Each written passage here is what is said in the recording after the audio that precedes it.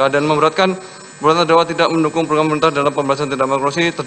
Perbuatan terdakwa dapat merusak citra lembaga penyelenggara pemilu yang seharusnya independen dan berintegritas.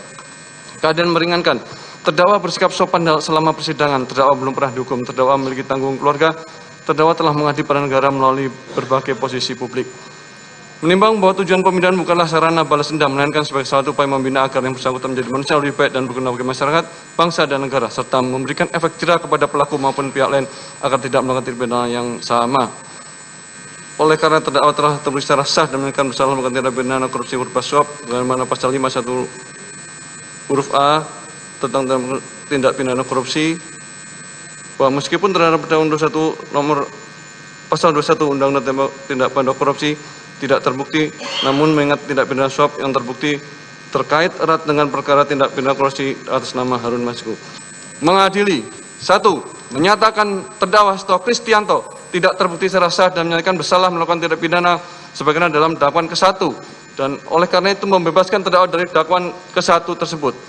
2. Menyatakan terdakwa Seto Kristianto terbukti secara sah dan menyatakan bersalah melakukan tindak pidana turut serta melakukan tindak pidana korupsi berupa pemberian suap secara bersama-sama dan berlanjut sebagaimana dalam dakwaan kedua alternatif pertama.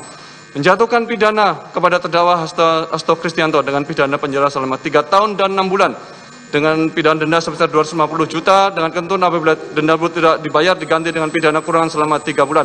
Menetapkan masa penangkapan dan penahanan telah jadi terdakwa dikurangkan pidana yang dijatuhkan, menetapkan terdakwa tetap ditahan, menetapkan barang bukti dari nomor 1 sampai 205 digunakan dalam perkara atas nama terdakwa Harun Masiku kecuali 1 buah buku warna hitam bertuliskan Kompas, 1 buku warna hitam bertuliskan Erika E156 personal notebook, 1 notebook warna merah putih bertuliskan PD Perjuangkan dikembalikan kepada terdakwa.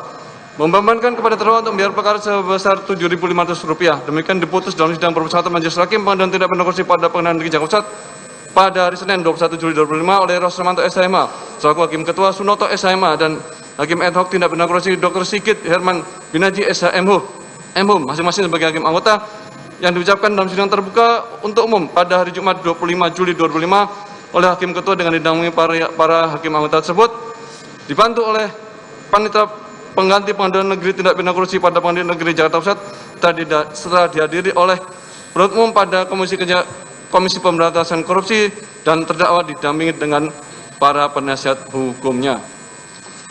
Demikian putusan yang dijatuhkan Majelis Hakim. Atas putusan ini saudara terdakwa mempunyai hak 1. Menerima putusan, 2. Menolak dengan mengajukan upaya hukum, 3. Berpikir pada waktu 7 hari. Apabila tidak menentukan sikap dalam 7 hari dianggap menerima putusan.